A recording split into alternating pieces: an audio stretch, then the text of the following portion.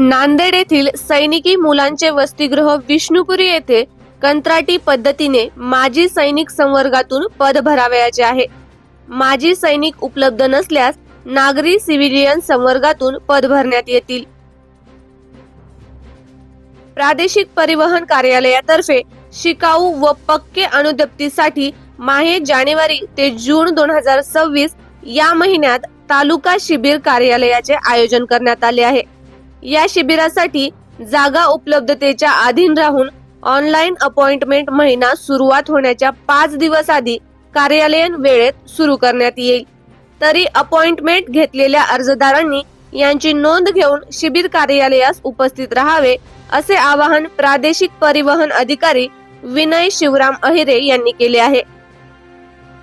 बालविवाह प्रतिबंध अधिनियम 2006 नुसार बालविवाह करणे, त्यास परवानगी देणे आणि प्रोत्साहन देणे किंवा कोणत्याही प्रकारे चालना देणे हा अजामीनपात्र गुन्हा आहे।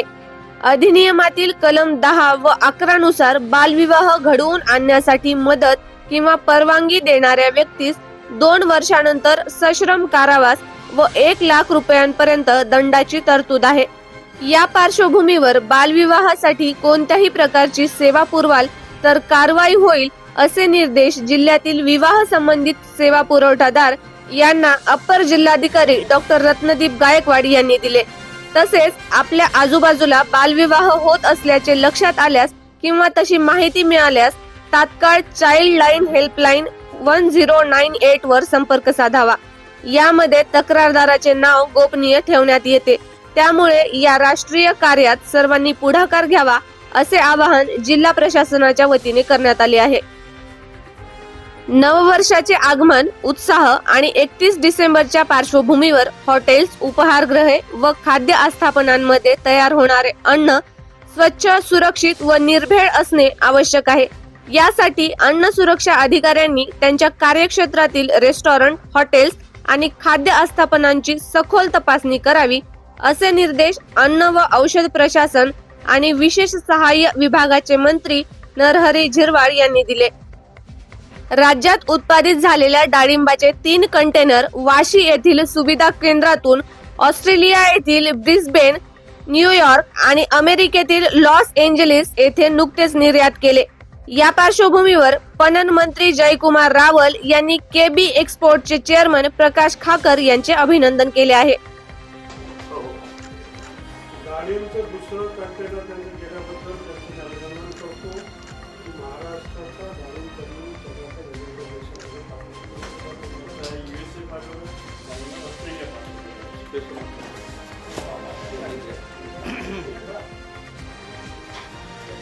मनापासून आनंद होतोय की तब्बल 6 वर्षानंतर महाराष्ट्राचा डाळिंब आता जगाच्या वेगवेगळ्या कोपऱ्यांना जातोय। विशेषतः अमेरिकेला, युनायटेड स्टेट्स ऑफ अमेरिकेला 2 कंटेनर हे महाराष्ट्रामधनं गेले आहेत। 20 कंटेनरचा टार्गेट आहे आणि महाराष्ट्राचा डाळिंब आता जगमान्यता त्याला मिळालेली आहे। केबी एक्सपोर्टर जे आहेत नवी मुंबईचे, त्यांनी याच्यामध्ये पुढाकार घेतला आणि त्यांचं मी अभिनंदन करण्यासाठी त्यांना इथे बोलवलं आहे की 6 वर्षाच्या अथक प्रयत्नानंतर इरेडिएशनच्या माध्यमातून आज तो अमेरिकेला पोहोचतोय आणि पुढच्या काळात महाराष्ट्राच्या डाळिंब याला चांगला भाव हा मिळणार आहे।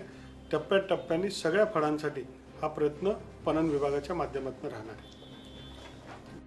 महानगरपालिकांच्या सार्वत्रिक निवडणुकांच्या प्रचाराची मुदत 13 जानेवारी 2026 रोजी सायंकाळी 5:30 वाजता संपणार असल्याने त्यानंतर इलेक्ट्रॉनिक आणि मुद्रित माध्यमांसह अन्य कुठल्याही प्रसार माध्यमांद्वारे निवडणूक विषयक जाहिराती प्रसिद्ध किंवा प्रसारित करता येणार नाहीत, अशी माहिती राज्य निवडणूक आयुक्त दिनेश वाघमारे यांनी नोंदणीकृत मान्यताप्राप्त राजकीय पक्षांच्या प्रतिनिधींसोबत आयोजित बैठकीत केली।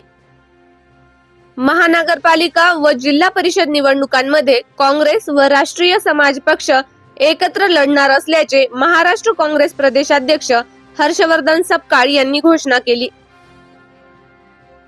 भारतीय जनता पार्टी महानगर नांदेडच्या वतीने माजी प्रधानमंत्री भारतरत्न अटल बिहारी वाजपेयी यांच्या जयंतीनिमित्त AK संभाजी मंगल कार्यालय येथे अटल स्मृती संमेलनात मार्गदर्शन करताना माजी मुख्यमंत्री तथा खासदार अशोकराव चव्हाण आणि यावेळी संघटन मंत्री संजय कोडके, महानगराध्यक्ष माजी आमदार अमरनाथ राजूरकर, माजी मंत्री DP सावंत यांच्यासह भाजपा प्रमुख पदाधिकारी उपस्थित होते.